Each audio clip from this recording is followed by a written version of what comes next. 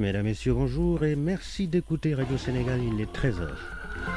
Au micro, Gorbel Jacob Boy, voici les titres de l'actualité. Macky Sall, en visite d'État en France, a été fait ce matin docteur honoris causa du Conservatoire national des arts et métiers de Paris. Le président sénégalais sera également reçu par l'ancien chef d'État Abdou Diouf à l'Académie des sciences d'Outre-mer. Le syndicat autonome des enseignants du supérieur prévient, le SAES déposera un préavis de grève fin décembre si l'État ne matérialise pas l'accord sur la retraite des enseignants du supérieur. Face à la presse ce matin, le secrétaire général du SAES a également fait le point sur la situation des universités publiques du Sénégal.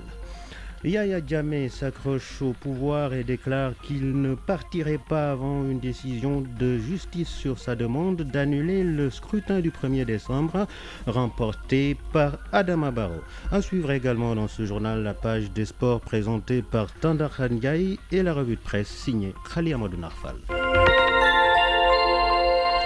D'abord, cet accident spectaculaire qui s'est produit tout à l'heure sur l'autoroute à hauteur de l'école Maria Manias. Une voiture de transport de marchandises a dérapé pour ensuite tomber du pont. Le bilan fait état de 2 blessés.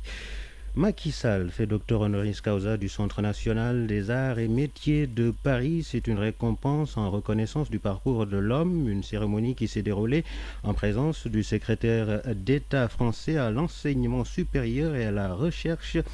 Les détails avec notre envoyé spécial à Paris, Cheikh Diop. Macky Sall, docteur honoris causa du Centre national des arts et métiers de Paris. Cette école, créée par Abbé Grégoire, a remis au président de la République les insignes et le diplôme de docteur honoris causa. Olivier Faron, l'administrateur général du CNAM, en donne les raisons. Vous incarnez toutes les valeurs du conservatoire. Vous êtes ingénieur, vous portez des compétences scientifiques proches de celles enseignées au sein de notre école supérieure des géomètres et topographes, dont je salue le directeur Laurent Morel. Vous menez une véritable politique de promotion sociale pour la réussite de toutes et tous, et en particulier, vous êtes très engagé pour développer l'enseignement supérieur, la recherche et la formation professionnelle. L'éloge de la cérémonie a été prononcé par le secrétaire d'État français chargé de l'enseignement supérieur et de la recherche, Thierry Mandon. Le diplôme que vous recevez ce matin témoigne de la reconnaissance en votre parcours d'une certaine tradition intellectuelle française multiséculaire et de valeurs communes essentielles à nos démocraties, au progrès de nos sociétés et au fait finalement que nous savons qu'une partie de notre vérité réside ailleurs, réside chez ceux avec qui nous nouons les partenariats les plus loyaux, les plus profonds. Macky Sall s'est dit ému. Il reçoit cette distinction avec humilité. Je vous suis reconnaissant. Je suis reconnaissant de l'honneur que vous me faites et par-delà ma personne, à mon pays, en me conférant le titre de docteur honoris causa de votre prestigieux établissement. J'accepte cette distinction avec humilité et émotion, parce que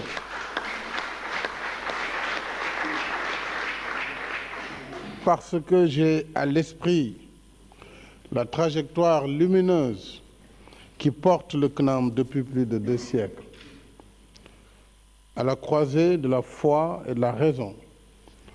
Le CNAM se veut, à juste titre, un enfant des Lumières, parce que né de ce mouvement unique de l'histoire où l'homme, s'élevant par la science et l'intellect, a percé le voile épais de l'obscurantisme et de la superstition pour mettre fin aux préjugés et aux abus.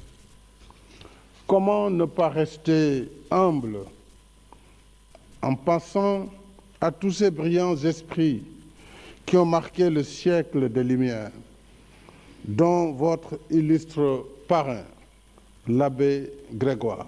Le CNAM est une école de formation d'ingénieurs, le centre national situé dans le 3e arrondissement de Paris est vieille de plus de 200 ans.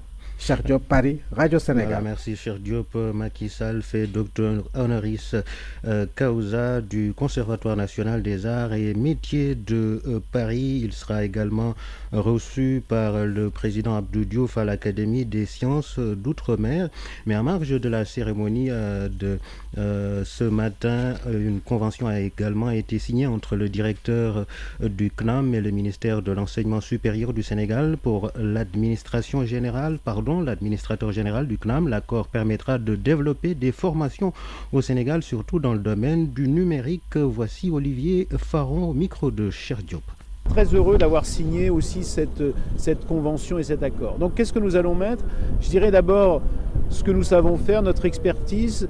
Nous avons plus de 8000 auditeurs formés à l'international, dont 2000 en Côte d'Ivoire. Et donc nous souhaitons développer nos formations au Sénégal, qui est un grand pays, un pays frère. Deuxième chose, nous allons envoyer des enseignants, nous allons envoyer des experts, nous allons envoyer des contributeurs. Et puis je dirais que la troisième chose, c'est essayer de construire, de co-construire ensemble des nouveaux outils de formation dans le numérique, des outils de formation professionnelle. Donc ça, avec une volonté politique affichée, soutenue par l'ambassade de France, affichée par le président de la République du Sénégal, je crois que nous avons de beaux chantiers à construire et de beaux défis à surmonter.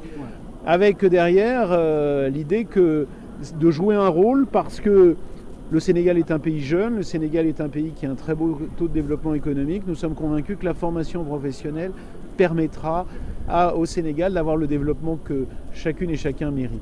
Oui, vous fixez quel délai là pour démarrer tout ça? Un certain nombre de responsables du CNAM viendront au Sénégal très rapidement. Je dirais qu'il faut absolument qu'à la fin du premier semestre 2017, nous ayons déjà des actions concrètes. Parce qu'une convention c'est bien, mais des actions c'est mieux. Cette convention, c'est une feuille de route. À nous de la remplir toutes et tous ensemble. Voilà, Olivier Faron, l'administrateur général du centre du Conservatoire national des arts et métiers de Paris, sur la signature de convention avec le ministre sénégalais de l'enseignement supérieur pour Mary Teuw Niane. Les grands bénéficiaires de la convention sont les ISEP et l'université virtuelle du Sénégal. Voici Mary Teuw Niane. Vous savez, le président de la République a voulu la réforme de l'enseignement supérieur et a introduit la professionnalisation à travers la professionnalisation des filières dans les universités existantes, la création du réseau des instituts supérieurs d'enseignement professionnel. Ceci va nous permettre à la fois de renforcer la formation des enseignants au niveau de ces ISEP, de bénéficier de l'expérience de formation duale que le CNAM a depuis plusieurs centaines d'années, et ensuite de développer la formation à distance. Vous le savez, l'université virtuelle du Sénégal est en train de monter en puissance. L'université virtuelle a des licences. Aujourd'hui, ce qu'il nous faut, c'est développer des licences professionnelles à travers l'enseignement à distance et à travers la mise en place du réseau des espaces numériques ouverts. Le CNAM a une longue expérience dans cela et l'université virtuelle du Sénégal va capitaliser de cela. Enfin aussi, c'est tout le développement de la valorisation des acquis de l'expérience. Et cela, nous n'en avons pas encore une idée, nous n'avons pas encore une pratique au niveau de l'enseignement supérieur.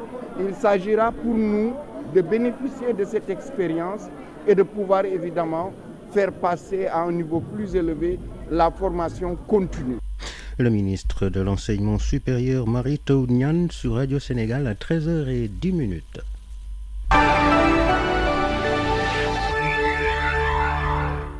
Le syndicat autonome des enseignants du supérieur prévient le SAES va déposer un préavis de grève fin décembre si l'État ne matérialise pas l'accord sur la retraite des enseignants du supérieur. Face à la presse ce matin, le secrétaire général du syndicat a également fait le point sur la situation des universités publiques du Sénégal. Écoutons le professeur Malik Fall au micro de Demba Diaw. D'après les statistiques, les professeurs de rang magistral se font de plus en plus rares dans les universités publiques sénégalaises. En 2016, près de la moitié des enseignants-chercheurs de l'UCAD partis à la retraite sont des enseignants-chercheurs de rang magistral.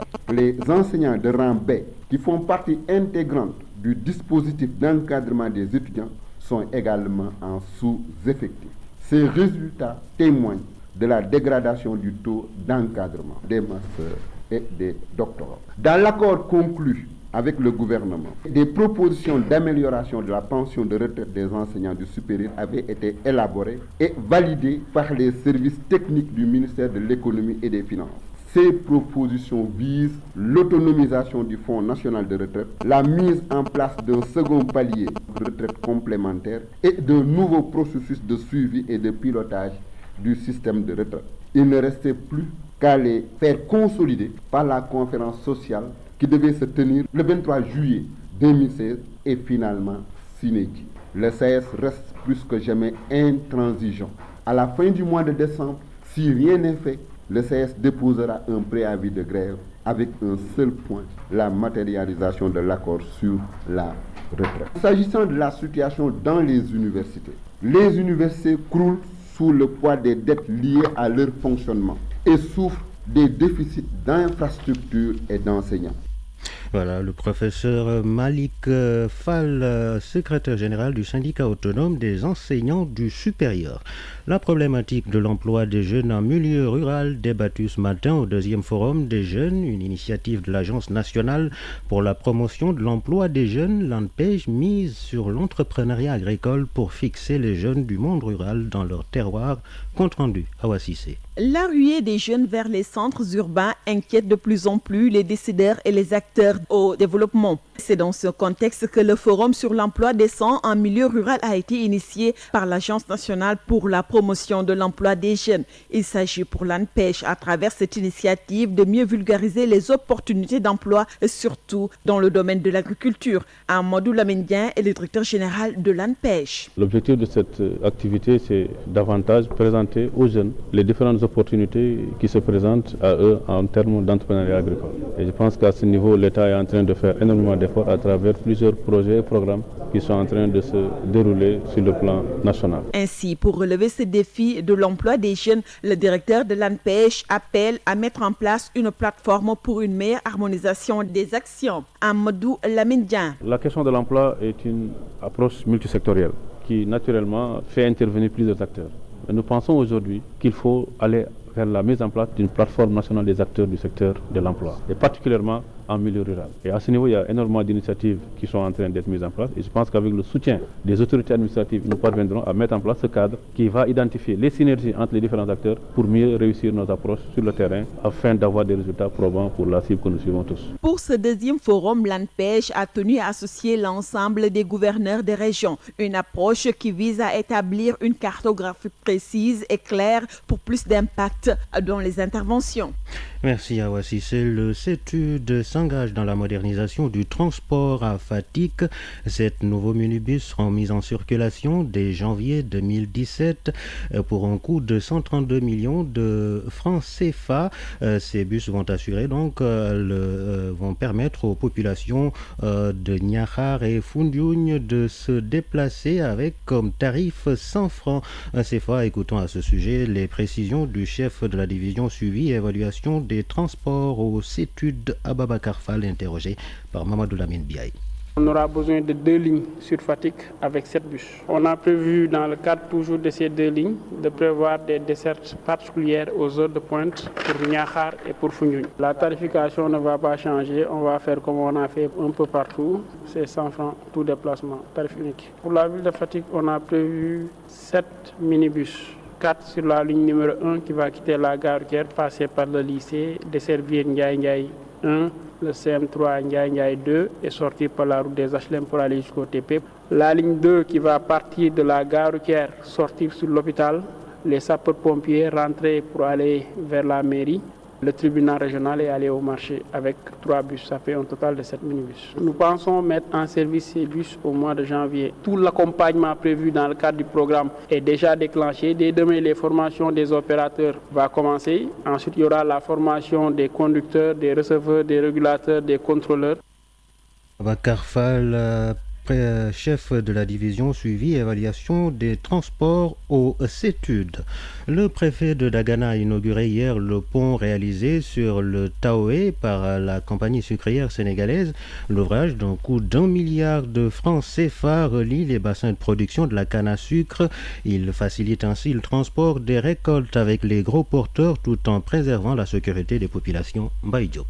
La compagnie sucrière, dans le cadre de son projet KT200, a procédé à une extension substantielle de ses superficies cultivées en canne à sucre dans la zone dite Bardial. C'est dans cette perspective et conformément à ses engagements en matière de responsabilité sociétale d'entreprise, la compagnie sucrière a décidé de construire un pont sur le canal Lataouaï reliant le fleuve Sénégal au lac de Guerre afin de permettre l'interconnexion de la zone d'extension Bardial et à l'ancien casier. Selon le directeur général de la compagnie sucrière, l'ouvrage répond à un double objectif: sécurisation de l'opération transport des récoltes de canne, participer à la prévention routière en évitant que les camions remorques traversent la ville et diminuer ainsi les risques d'accidents de circulation André Froissart. L'entreprise a évolué, elle a grandi, elle s'est développée et notamment elle a développé une partie de ses cultures sur la zone de Bardia. Et pour sortir la canne et la rapporter à l'usine de façon à pouvoir la broyer, il fallait passer par nos anciennes pistes qui maintenant sont bordées de villages, de populations très très proches de ces pistes. Et ce qui fait que nos grands véhicules,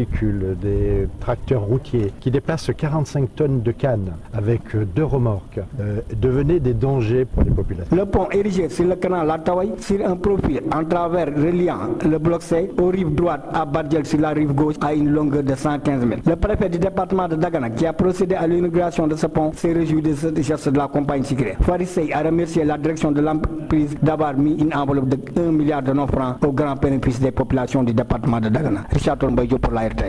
Les artistes comme ambassadeurs du brassage des peuples, c'est le thème de la journée mondiale de l'humanisme célébrée hier 20 décembre. À cette occasion, l'association des professeurs de lettres classiques du Sénégal a tenu un dîner de gala pour sensibiliser sur la nécessité du vivre ensemble dans la paix. À l'occasion de cette journée mondiale de l'humanisme à Kaolack, le réseau national des organisations de lutte contre la soudure et l'endettement a appelé à plus de solidarité, une nécessité selon le Reynolds pour permettre à l'homme de retrouver toute sa dignité. Correspondance d'Aoudalaï Bayan. D'emblée, le réseau national des organisations de lutte contre la soudure et l'endettement a fait comprendre que c'est par la célébration de la journée internationale qu'on parviendra à attirer l'attention des communautés sur la nécessité de faire de la solidarité humaine la priorité au quotidien. Sambambaï, président du Reynolds. Visualiser certaines dimensions sociales qui intéressent le capital humain en général. Parce qu'un développement intègre nécessite certainement le développement du capital humain, dont le renforcement des solidarités internes. Action de Carême Suisse au Sénégal a porté la réflexion. On va passer donc de financement direct dédié aux communautés à l'autopromotion basée sur la solidarité. Djibril Thiam, coordinateur d'action et de Carême Suisse au Sénégal. L'un des éléments qu'on a retenu et qu'on a vu, c'était l'absence de solidarité dans les groupes. En tout cas, les groupes qu'on peut baptiser riches étaient là et les moyens là, mais aussi les pauvres. Il n'y avait pas de lien entre les trois. C'est de là qu'on a décidé maintenant de promouvoir l'autopromotion, à savoir mixer les groupes dans leur accompagnement, mais surtout réduire tout ce qui est investissement pour que les gens puissent prendre en charge eux-mêmes leur développement. Abbé Etienne Denendong, vicaire de la cathédrale Saint-Théophile de Kaolack. Ce que nous avons, nous l'avons grâce à Dieu. Dieu l'a fait passer par nous pour que nous puissions partager cela avec les autres. El Haj Abdul Aziz Diagne, adjoint au gouverneur chargé des affaires administratives, invite à la revalorisation de la dignité humaine à travers la solidarité. Sans solidarité, sans équité, sans respect de la dignité humaine, il ne peut y avoir un développement endogène. Et nous avons besoin de ce développement endogène. Le réseau national des organisations de lutte contre la soudure et l'endettement a saisi l'occasion pour inciter ses membres à promouvoir la calebasse de solidarité et le chant collectif. Daouda Védiane, Kaolack, Radio. Le monde bouge et vous devez le savoir. C'est pourquoi Radio Sénégal vous tient informé des faits, gestes et paroles qui impactent la marche du monde. C'est géo, c'est politique et c'est international.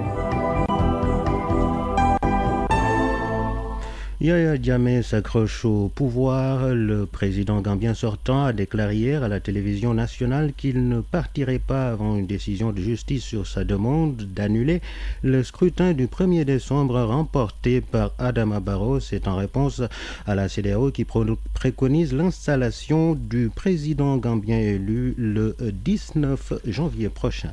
Aboubacar Toumba Diakité, ancien décan de Dadis Camara, arrêté jeudi dernier à Dakar, a été mis en prison. Le gouvernement guinéen a demandé son extradition. Toumba Diakité est accusé d'atrocité suite aux événements du 28 septembre 2009 à Conakry et qui ont fait 159 morts. La volonté des autorités guinéennes est de tenir le procès après le bouclage des enquêtes. Albert Damatan Camara, porte-parole du gouvernement guinéen, est joint par Aaron Agaï. Nous l'avons perçu comme une manifestation de la volonté du président de la République d'aller jusqu'au bout de toutes les affaires pendantes devant les juridictions, et notamment celles qui concernent les droits de l'homme et qui s'est passé le 28 septembre. Et donc nous sommes particulièrement sensibles au fait que le Sénégal ait eu à exécuter la commission rogatoire qui avait été signifiée il y a 2 mois par la justice guinéenne. On peut dire que la Guinée va demander l'extradition de M. Toumba Diakité? Alors ça a été dit et signifié par notre ministère de la Justice. En ce qui concerne le gouvernement, nous attachons du prix au respect de la séparation des pouvoirs et donc nous laissons les parquets des 2 pays agir, mais effectivement la suite logique devrait être la demande d'extradition de M. Toumba Diakité. Depuis 2009, les victimes et les parents même des victimes des incidents du stade de Conakry attendent toujours le jugement de cette affaire. Est-ce qu'on peut dire aujourd'hui que le gouvernement guinéen est prêt à clarifier cette affaire? Cette volonté a été largement manifestée. Ce qui manquait, c'était peut-être la réunion d'un certain nombre d'éléments matériels et d'un certain nombre de personnes. Avec l'arrestation de M. Diakité, ça fait un élément supplémentaire qui va venir alimenter l'administration de cette procédure et qui devrait effectivement accélérer son procès. Et concernant le cas de l'ex-président Dadis Camara? Il s'inscrit de la même manière que les autres affaires, bien entendu, tenant compte peut-être du statut d'ex-chef de l'État. La procédure est quelque peu différente, mais la volonté du gouvernement guinéen, affichée en tout cas, a toujours été de ne permettre à personne d'échapper aux liens de la justice lorsque leur culpabilité sera prouvée. Et puis du nouveau dans l'attaque au camion survenu lundi à Berlin, les enquêteurs auraient découvert des papiers d'identité sous le siège du gros porteur qui a tué 12 personnes et blessé une quarantaine dans un marché de Noël de la capitale allemande. Selon le site du journal Der Spiegel, il s'agirait d'un ressortissant tunisien de 25 ans connu sous plusieurs identités. Il serait lié à un grand réseau islamiste.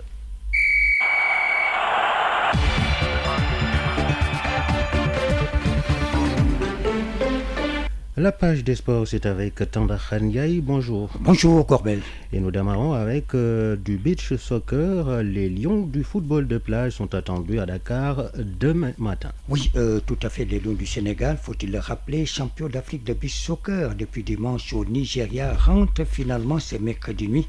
Ngalasila et son groupe étaient confrontés à un problème de vol au lendemain de leur 4e sacre continental. C'est hier mardi que le ministère des Sports a pu décanter la situation. Le 12e Gaïndé appelle à la mobilisation pour un accueil à la dimension de la performance des Lions du football de plage. Seydina Issalaï Diop, c'est le président du 12e Gaïndé. Il est joint par téléphone par Bonan Badian. Nous serons à l'aéroport, quelle que soit l'heure et le climat. Vous savez, chez nous, au 12e Gaïndé, c'est vrai que c'est le Sénégal d'abord. Mais aussi, il faut comprendre que c'est en tout temps et en tout lieu. Qu'il pleuve, qu'il vente ou qu'il neige, le 12e Gaïndé sera là. Et nous en appelons aussi solennellement à toute la famille sportive de réserver un accueil à leur dimension, un accueil qu'ils méritent à ces braves lions, vraiment, qui nous ont valu de grande satisfaction. Donc nous tous, nous serons à l'aéroport à 0h, Inch'Allah, nous tous nous allons les accueillir et vraiment leur transmettre la satisfaction et la reconnaissance de la République. Nous ne serons pas seuls. Au-delà même des sportifs, il y aura bref le Sénégal, parce que aussi ces jeunes, on se mérite. Donc je pense que nous tous, nous allons le faire avec une satisfaction morale d'avoir accompli un devoir. Inch'Allah, vous allez voir qu'il y aura vraiment un accueil populaire pour ces braves lions. Voilà, tous les sportifs à l'aéroport, les Lions du bus soccer sont donc attendus aux alentours de 0h30. Tandara, parlons du programme de préparation de la CAN Gabon 2017 avec l'équipe nationale du Sénégal à moins de 24 jours de ce rendez-vous. Oui, et ça se passe justement chez les Diables Rouges, ce stage au Congo à partir du 5 janvier. Les Lions disputeront des matchs de préparation, ces matchs amicaux le 8 janvier contre la Libye et le 11 janvier face aux Diables Rouges du Congo. Une sélection non qualifiée pour la Coupe d'Afrique des Nations. La liste définitive de ces joueurs de Aliou Cissé pour la Coupe d'Afrique des Nations est attendue les prochains jours. Une CAN où le Sénégal sera dans le groupe B. Et Tandarandia, vous avez des nouvelles des adversaires du Sénégal. Oui, et aujourd'hui on parle justement de la Tunisie, l'adversaire du Sénégal dans ce groupe B qui va débuter sa préparation par un stage avec des matchs amicaux en Espagne. Ce sera à partir du 26 décembre avec 41 joueurs présélectionnés par le technicien franco-polonais Henri Kasperzak. Les 23 aigles de Carthage pour la CAN ne seront connus qu'à l'issue du match amical contre l'Ouganda le 4 janvier en Tunisie. L'ultime rencontre de préparation est prévue le 8 janvier au Caire contre l'Égypte. Et à la CAN, justement, c'est une qualification en quart de finale qui, en tout cas, est certainement l'objectif de l'équipe de Tunisie. En basketball, les matchs de la 5e journée démarrent cet après-midi. Oui, sinon seront reportés. Ces matchs sont donc reportés pour un petit rectificatif. Cela est dû justement suite au décès de Ousseynou Ndiaga Diop. C'est l'ancien DTN et ancien coach de l'équipe nationale féminine de basket du Sénégal. Décès survenu mardi. Paix à son âme. Par contre, le tournoi national des jeunes et il devait démarrer samedi. Et bien ce tournoi est toujours maintenu. Et puis pour terminer, Tandara, un coup d'œil dans les grands championnats européens. On commence par l'Hexagone, la 19e journée. Toutes les rencontres sont prévues à 19h50. Le leader, l'OGC Nice, qui sera en déplacement à Bordeaux, Lyon qui reçoit Angers et Lille qui va chez Rennes. L'AS Nancy-Lorraine se rend chez Saint-Étienne, le Paris Saint-Germain qui reçoit Lorient au Parc des Princes. Barça et Marseille qui vont s'expliquer chez les Corses. Les Canaries nantais qui vont donc à la Mosson pour défier Montpellier. Et puis l'équipe de Monaco au Rocher qui va recevoir l'équipe du Stade Malherbe de Caen. Dijon qui accueille Toulouse. Metz et Guingamp vont s'affronter. On parle du calcio italien, la 18e journée à 19h45. La grosse explication, ce sera entre l'Inter Milan et l'AS Rome. Atlanta et Empoli ont fait match nul hier, un but partout. On va en Bundesliga, la 16e journée à 19h. Le Bayern Munich qui accueille l'équipe surprise de la saison. Il s'agit de Leipzig et puis le FC Cologne et le Bayer Leverkusen qui seront aux prises au même moment. Hertha Berlin et Darmstadt vont s'affronter à Berlin. Ingolstadt qui rencontre l'équipe de Fribourg et le dernier match mettra aux prises Hoffenheim au Werder Brême. Et puis un mot sur l'ODCAV de Kaffrine, la zone de Boulel qui organise sa Coupe du Maire dimanche 25 septembre à 16h. C'est au stade municipal de Boulel. Les équipes finalistes sont Étoile Torodo et ASC Diakhao Saloum. On va faire un clin d'œil à notre reporter Djibril Ndiaye du Desk Sport de Radio Sénégal qui certainement sera au cœur de l'événement. Merci Tandara Ndiaye.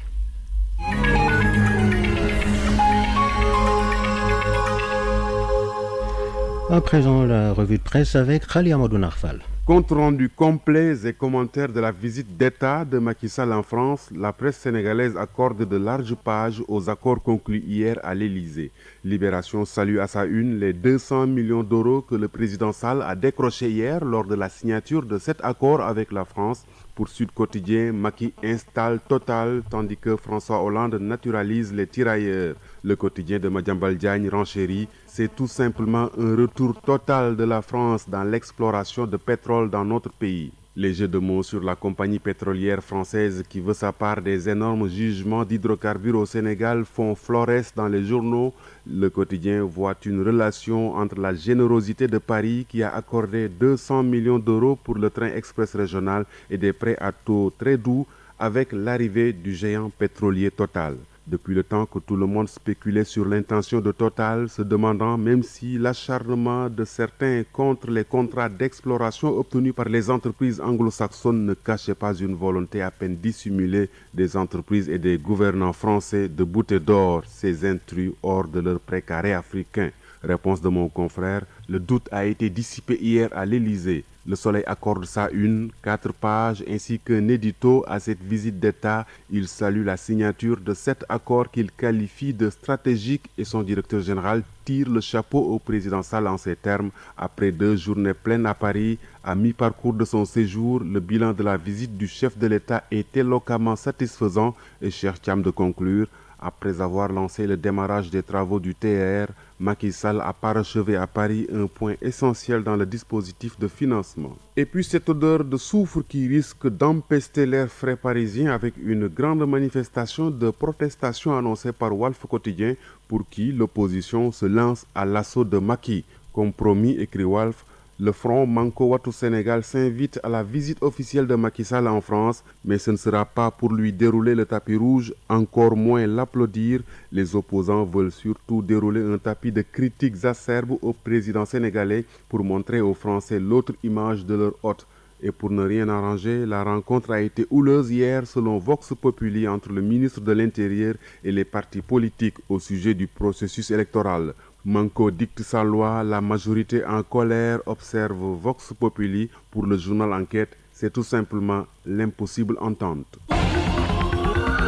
Merci Khali Amadou Narfal et toutes nos excuses pour avoir écorché le sigle SAES, c'est bien syndicat autonome de l'enseignement supérieur. Souley Bari était le technicien aux manettes, à la réalisation André Noël Tiandoum, Khadifal Koulibaly, coordination François Xavier Thiao, Khali Amadou Narfal, journal présenté par Gorbel Jacoba.